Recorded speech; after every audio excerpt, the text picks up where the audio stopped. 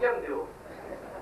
એમ આપણે બીજાની ભૂલું બીજાના દોષો પૂરા ખોજન મેં ચલી પૂરા મિલાના કોઈ જો ખોજા આપના દિલ તો મુझसे बुरा જો પોતાનું દિલ ખોજે એમાં જો ઉતરે તો ખબર પડે કે આપણા કેટલા ટકા. પણ આપણને તો નોકરી એવી મગજ મળી ગઈ છે ઓટલા જમાદારની એટલે ભેળા થયા નથી કે કોકના ક્ષેત્રમાં ખડ વાગ્યો. બસ આ સિવાય ધંધો નથી.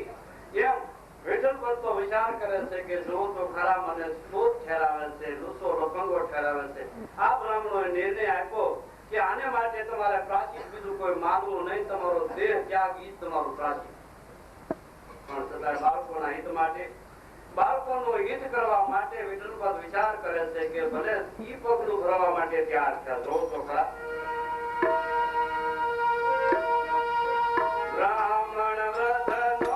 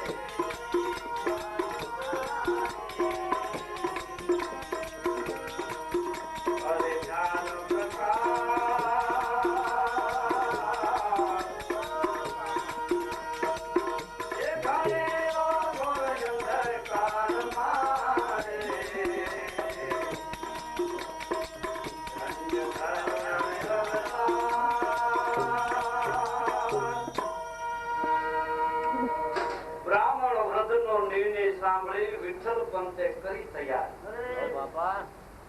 બે માણસે નક્કી કર્યું કે બાળકોનું હિત સાચું હોય, એનું જીવન સુધરતું હોય તો આપણી માતા પિતાની ફરજ છે કે બાળકોનું જીવન સુધારે. તો ભલે આપણે દેહનું બલિદાન દેવું પડે. બે માણસ પ્રયાણ કરી ગંગા ના કિરે જઈ અને ગંગાજીમાં જપરાય. બ્રાહ્મણ વ્રતનો નિર્ણય સાંભળી વિઠ્ઠલ પંતે કરી તૈયાર. દેહ વિસર્જન કર્યો ગંગા ઘાટ. ગંગાજીમાં જઈ અને બે સમાધિ લઈ લીધી, જળ સમાધિ. જળ સમાધિ લઈ લીધી એટલે નક્કી અને થઈ ગયું કે હવે આપણા બાળકોને આ બ્રાહ્મણો નાચમાં લઈ લે અને એને જીવન પર્યા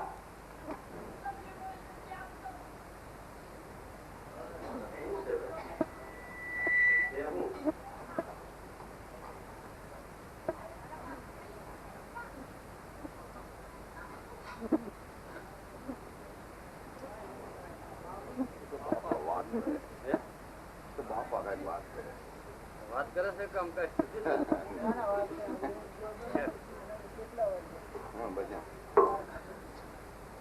આ બાળકોના ઉપર એટલો બધો નાતી લાવે ઈર્ષા કરી અન્યાય કર્યો કે હવે આ નાના નાના છોકરા છે આને હવે આને વ્યવહાર કરવો નહીં, આને કોઈ બોલાવવા નહીં, આને કોઈને પણ એને વાત કરવી નહીં. એના બાપ દાદાની મિલકત ઉપર જેનો હક ઈસો નો રહેવા દીધો. બાપ દાદાની મિલકત ઉપર જેનો હક ઈસો નો રહેવા દીધો. એ રહેતા હતા એ ઘર બારની માલિકા નો રહેવા દીધા. છોકરાઓ વિચાર કર્યો કે તો આપણે શું કરવું, નિરાધાર થયા. ત્યારે બેનભાઈ નીકળી ગયા. વિચાર કર્યો જ્ઞાનેશ્વરે નિવૃત્તિનાથે કે કદાચ આપણા માતા પિતાનું એક નાનું એવું મૃતિકાનું ઘર એમાં કદાચ આપણને ન રહેવા દે તો અખિલ બ્રહ્માંડ નું મોટું ઘર આપણા માટે છે. એવા એક નાના એવા માટીના ઘરમાં કદાચ ન રહેવા દે તો આપણે એમાં અફસોસ શું કરો? આ આખું વિશ્વરૂપી ઘર આપણું છે, આપણે ગમે ત્યાં જન્મે જો તો ખરા નાના નાના બાળકની મારી પાસે સમજણ. ચારે બેન બહાર નીકળી જાય, ફરતા ફરતા વિચાર કરે છે કે ક્યાં જવું, પણ પેઠણની માલિકા વિઠ્ઠલપંતના મામા એટલે એને વિચાર કર્યો કે હાલો ત્યાં જાય, એને આશરે જઈને રહી. પણ ગામના મુલકની માલિકાની જ્ઞાતમાં બળથી જેના વાયકાઓ પીગળી છે કે આવેલા નાથબારિયાના છોકરા છે એવું, જેને 12 વર્ષ સુધી સંન્યાસ લીધેલો અને ઈ પાછો સંસારના મોહમાં પડી અને ત્યાર પછી આ છોકરા 4 દીકરાની ઉત્પત્તિ. તો આ દીકરા છે નાથબારિયાના છે. આવું એની બધી જ્ઞાતિની મારી પાસે જાહેર થઈ ગયેલું. વિઠ્ઠલપંતના મામા પેઠણની મારી પાસે રહે છે એટલે આ છોકરાઓ ફરતા ફરતા કે ન્યા કરે કે ન્યા જવું છે. ઉતારો કર્યો, ન્યા જઈને વસવાટ કર્યો. ઘણા માણસો બધા આગળ મીડિયા કરવા વિઠ્ઠલપંતના મામા જાણે છે, પણ હવે આ છોકરાઓને કેમ તિરસ્કાર કરવો? જે છે એમાં વિઠ્ઠલપંતના મામાને ત્યાં બરોબર શ્રાદ્ધનું ટાણું આવે છે, શ્રાદ્ધના દિવસો આવે છે. એટલે આ બ્રાહ્મણ મુજાણો કહેવે અમારી નાત જો હરખી હાલે તો હારી નગર કહેવાય છે. ઘણી બહુ ઉત્તમપણામાં કોઈ રીતે હરખી હાલે એવી નથી. કારણ કે બિલ્લા કૂતા ને બ્રાહ્મણા સર્વે પર દુભાય, એમાં નાતીલા નજરે નિહાળે તો શેર લોહી સુકાય. એટલે વિઠ્ઠલપંતના મામાને ત્યાં ચારે બાળકો રહે છે, આનંદ વિનોદ કરે છે. શ્રાદ્ધનું ટાણું આવ્યું એટલે વિઠ્ઠલપંતના મામા નોતરવાય બ્રાહ્મણો, અમારા પિતાજીનું શ્રાદ્ધ છે એટલે તમારે કાલે જમવાનું. જા જા જા, તારે ત્યાં તો નાચબારિયા છે, તું વટલાઈ ગયેલો છો, તું વડાઈ ગયેલો છો, તારે ઘરે કોણ આવે? નાથબારિયાના છોકરાને તું હાસવીને બેઠો છો એટલે તારે ઘરે અમે જમવા નહીં આવી. બધા મારે એકી સાથે કોને કેમ ભેટ પાડી લીધી? બધા ના પડે, જ્યાં જાય ત્યાં બધી ના પડે. હા તો બિચારા સાનું મના ઉદાસ થઈ અને ઘેરે આવીને બેસી ગયા. નિવૃત્તિનાથ જ્ઞાનેશ્વર મહારાજ વિચાર કરે છે કે આજે આના શેરામાં કઈક ફાફે છે. પૂછ્યું કેમ દાદાજી આજે તમારો શેરો એટલો બધો ઉદાસ કેમ? તો કે ભાઈ કાંઈ નહીં, કે નહીં જે તમારી મૂંઝવણ હોય તે વાત કરો. કે ભાઈ આ પિતાજીનું શ્રાદ્ધ આવ્યું છે ને બ્રાહ્મણોને નોતરવા ગયો, તમારા કોઈ હા પાડે નહીં, બધા તિરસ્કાર કર્યો. કાંઈ વાંધો નહીં, તમારા પિતૃને તૃપ્ત કરવા છે ને? તો કે હા. આ પ્રથમ યાથી શરૂઆત સંત જ્ઞાનેશ્વરની અને નિવૃત્તિનાથના ચરિત્રનું સંસ્કારી રૂપી ત્યાંથી શરૂઆત થઈ. તમારા પિતૃને તમારે તૃપ્ત કરવા છે ને તમ તાર વાંધો નહીં, રસોઈ બસોઈ ત્યાર કરો નહીં. ભગવાન કૃપાથી તમારે ત્યાં એ બ્રાહ્મણો ન આવે તો કાંઈ નહીં, તમારા પિતૃ આવે છે જમી જાય. આ બ્રાહ્મણે તો રસોઈ તૈયાર કરી.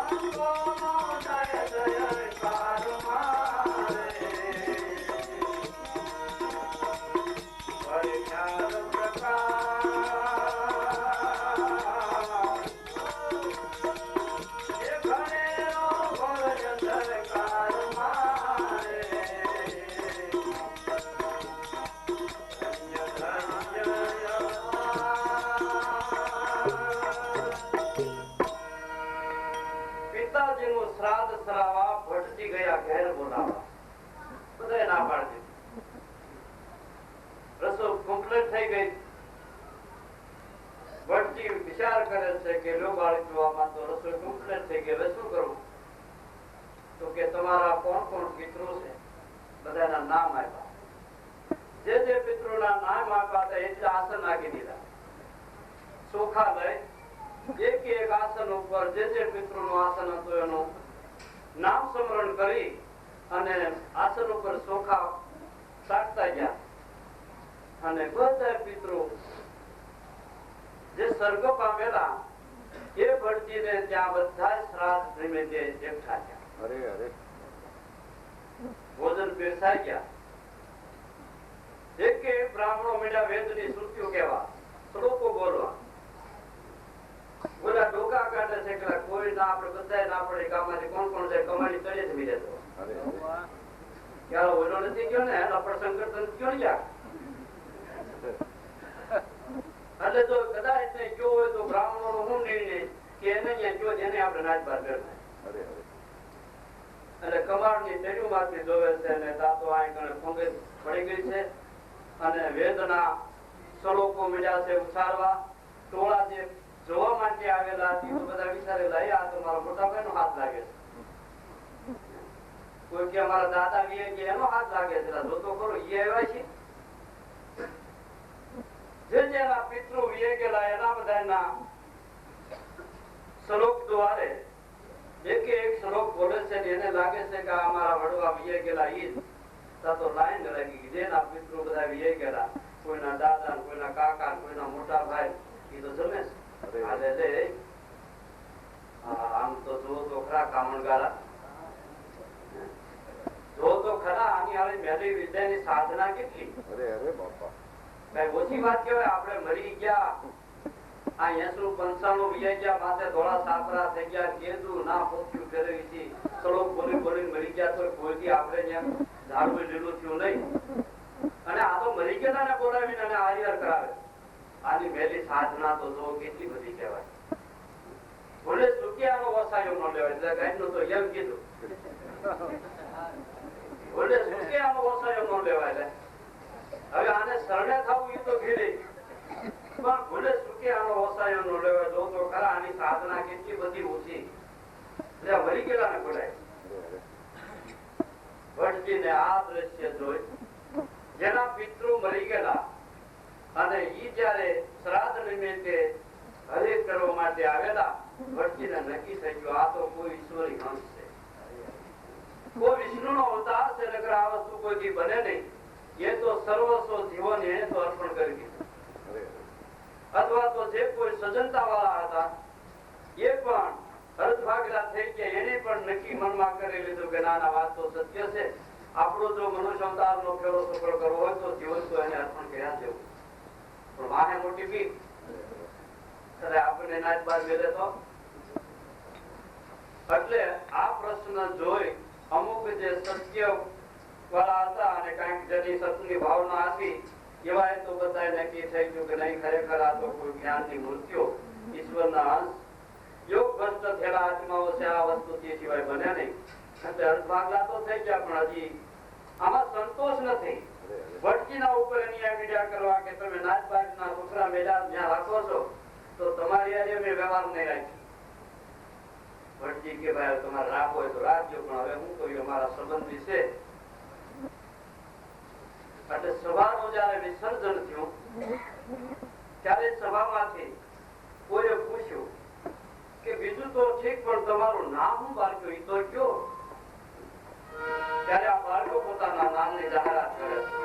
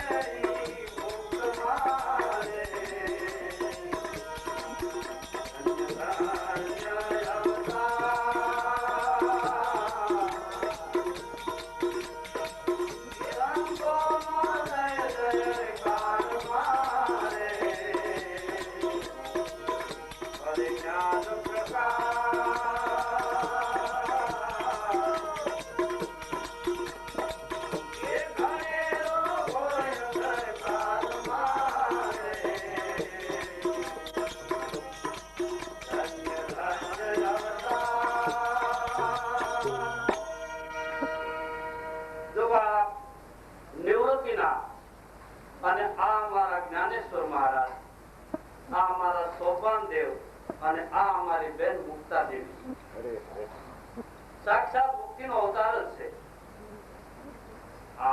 ભાઈ જેને 95 વર્ષ ગજકાવી ગયા હોય, 95 વર્ષ માથેથી આળવટિયા મારી ગયા હોય અને એને કોઈ જ્ઞાની તરીકે નો ઓળખ્યા હોય કે મોટા વિદ્વાન તરીકે કે પખર તરીકે નો ઓળખ્યા હોય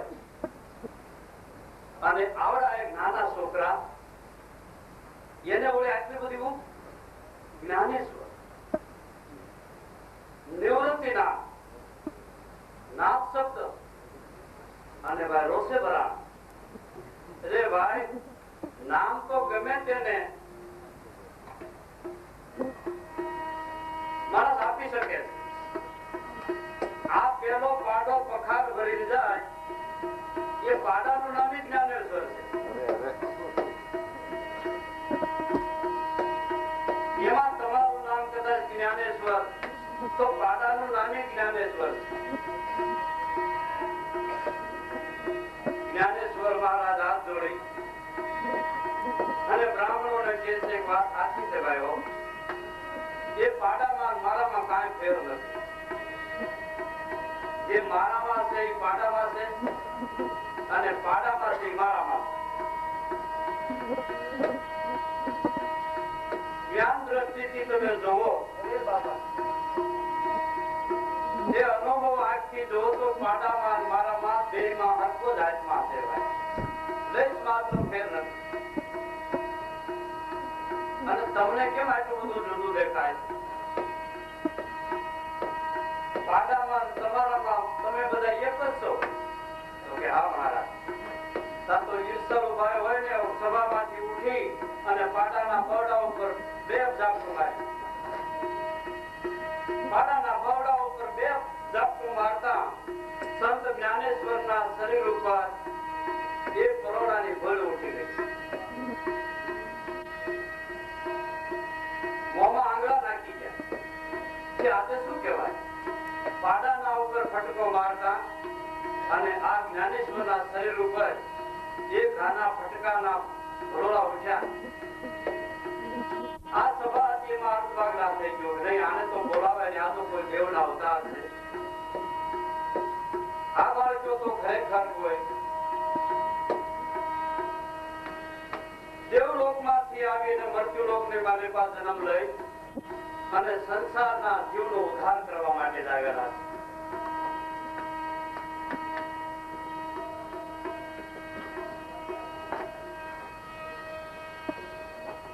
કહે છે કે તમારા કુળને અને તમારે જો પાવન થવું હોય તો આ પાડાના મોઢે વેદ બોલવા જોઈએ. જો આ પાડો વેદ બોલે તો મેં હાચા માની, નકર ખોટા. ત્યારે સંત જ્ઞાનેશ્વર ઉઠી પાડા પાસે જાય છે. પાડાના મસ્તક ઉપર હાથ મૂકી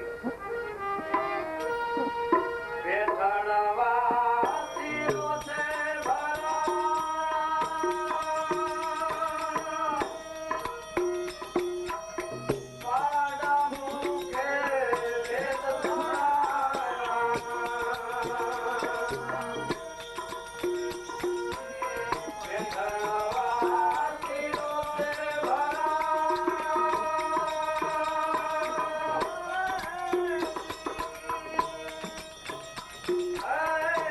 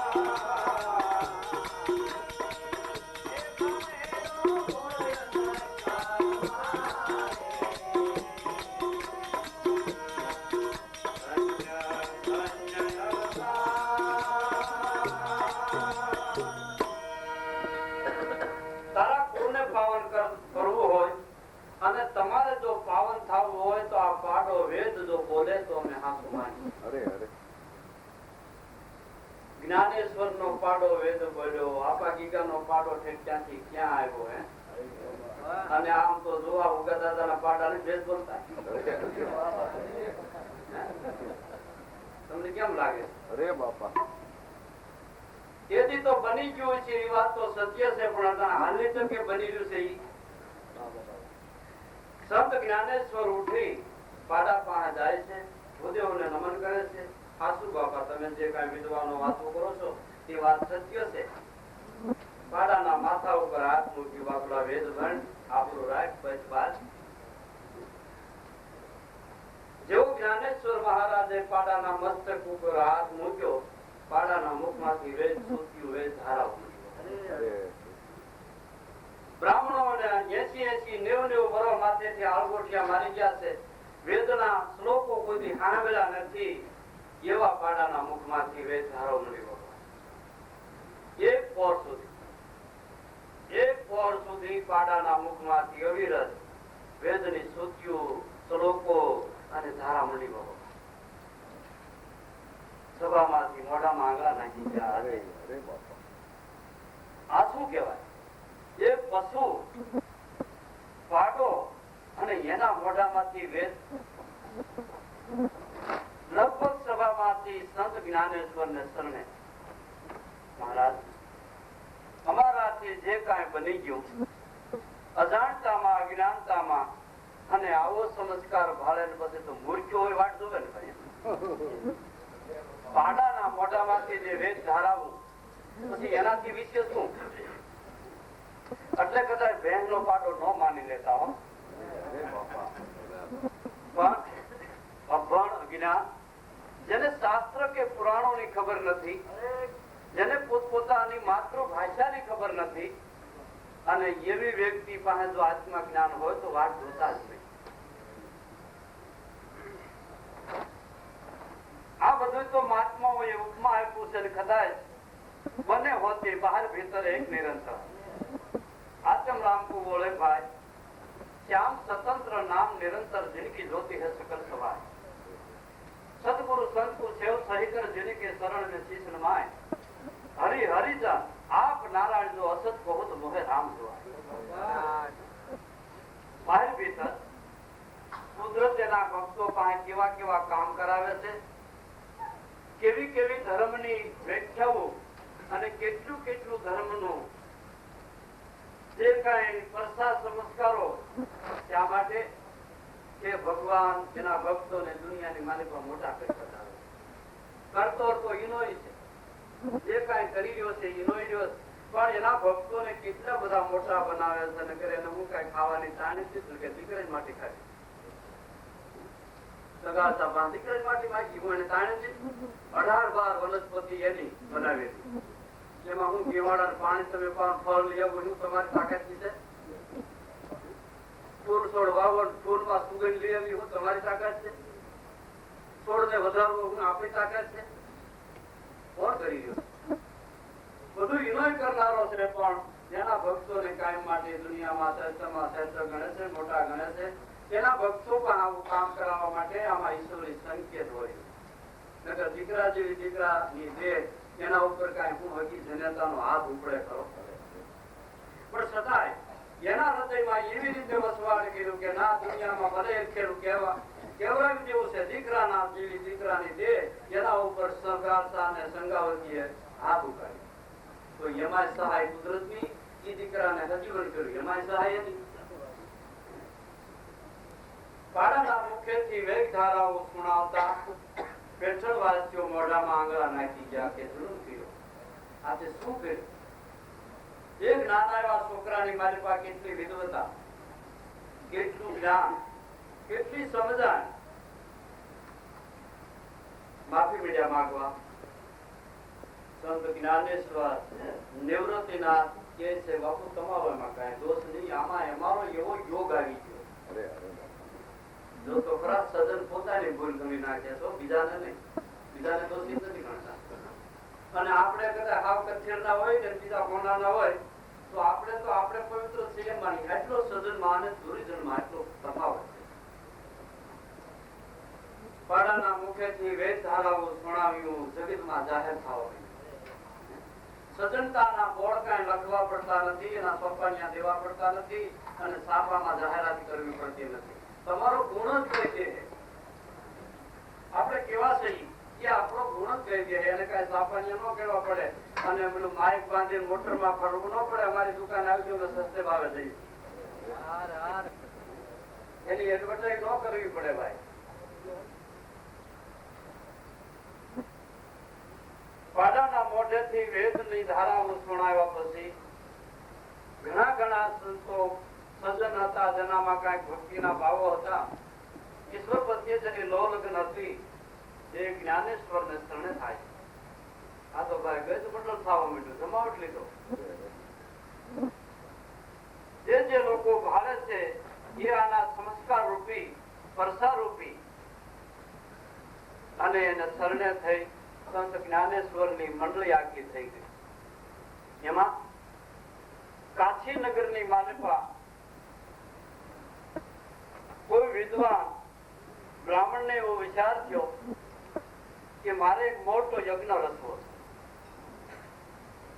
એટલે મોટા કાશીના વિદ્વાનો, ઋષિ મુનિઓ, સંતો, જે કાંઈ તપસ્યાઓ કરનારા, વેદના પઠન કરનારા, પ્રભુ ભજન કરનારા દરેકને આમંત્રણ દઈ અને મોટો એક યજ્ઞ આરંભ કર્યો.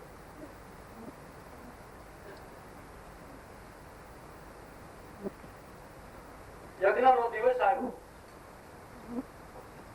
એ દિવસે એકઠા બધા થયેલા મોટા વિદ્વાનો સભામાં બેઠા છે, સંતો મહાત્માઓ બેઠા છે. આ વિદ્વાને વિચાર કર્યો કે આમાં અગ્ર પૂજા કેની કરવી, અગ્રસ્થાન કોને દેવું. એ અંદરો અંદર સભાની માલિકા વાત વિવાદ ઉભો થયો. બોલ્યો કે હું શ્રેષ્ઠ થાવ, મારી પૂજા થવી છે. એટલે પૂજાવાનો ભાવ થાય તો સેવામાં થતો એટલો પાર થઈ જાય. અંદરો અંદર આવા એકાબીજાના ભેદભાવ ઉભા માંડ્યા થવા ત્યારે સંત જ્ઞાનેશ્વર નિવૃત્તિનાથની આ ભક્ત મંડળી બધી આ સભા જોવા માટે આવે. ઉભા છે બધા. આ સભા આગળ ઠાઠ પડી છે. કાશીના વિદ્વાનો એટલે પખરવા, એની આમ મોઢું ન ખોલાય, જીવાન ન ઉપડે. આવા વિદ્વાનો અને એ વિદ્વાનની સભાની માલિકા સંત જ્ઞાનેશ્વરની મંડળી ફરતા ખબર પડે કે આજે કાશીની માલિકા મોટો યજ્ઞ